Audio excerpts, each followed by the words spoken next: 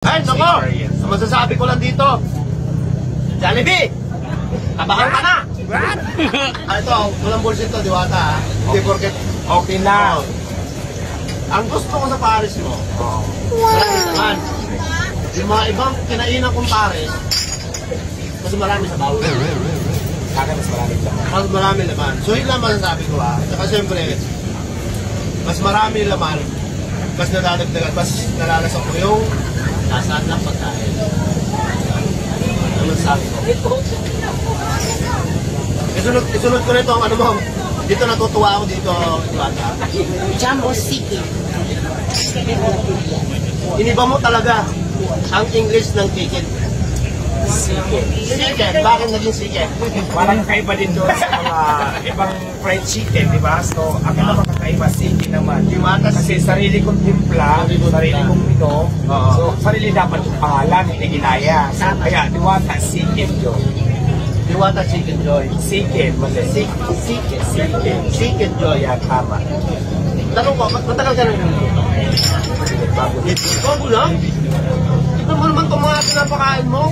Tapos sabihin mo, bago ka nang nagluluto. Bago lang ako, hindi naman ako talaga. Hindi ako dati marunong magluluto. Ano ko lang yan? Experience. Ay, nako! Ang masasabi ko lang dito, Jollibee! Tabakan ka na!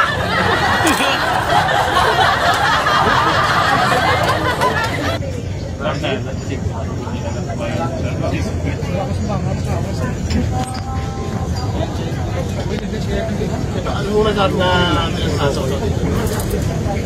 Pizza lang yung gamit namin yan. Wala pa ako yung gravy. So, pero gagawa ako, inaano ko kung ano ba sus ang i-action. Bago lang din kasi yung ano ko na yan. Oo, pero magkakaroon ako dyan ng gravy din na gawa namin. Para may chicken din. May soup ngayon, ang kapartner lang dyan muna is ketchup. Pero nag-isip pa kung ano ba ilalagay yung gravy ba or chocolate ang ikapartner ko dyan. So iniisip ko pa.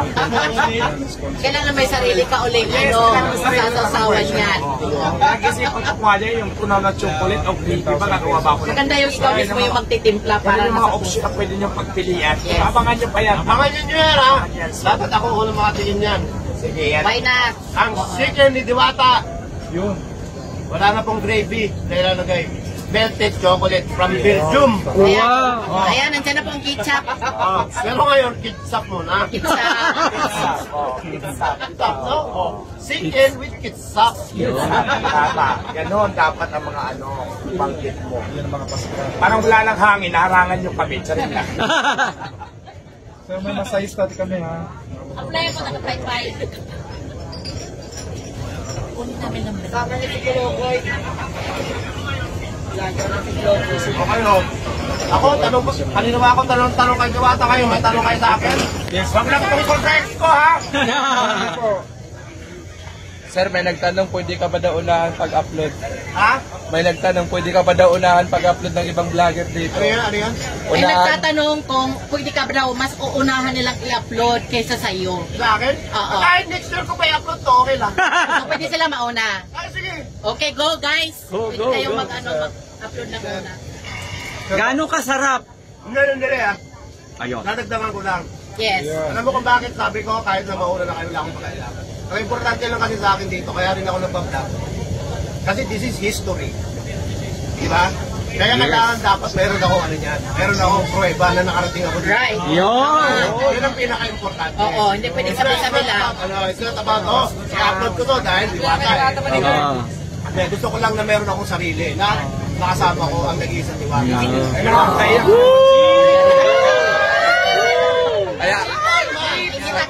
Kaya idol kita, idol eh. Idol na idol yan kasi Kaya pag-start ng sasakyan namin, yung sa akin naka-upload na. Joke lang. Yun lang. gaano Bossing, tanong lang, since nandoon ka na sa Batang Quiapo, then siya yung latest ngayon na bagong karakter na pumasok sa Batang Quiapo, ano naman po ang masasabi nyo?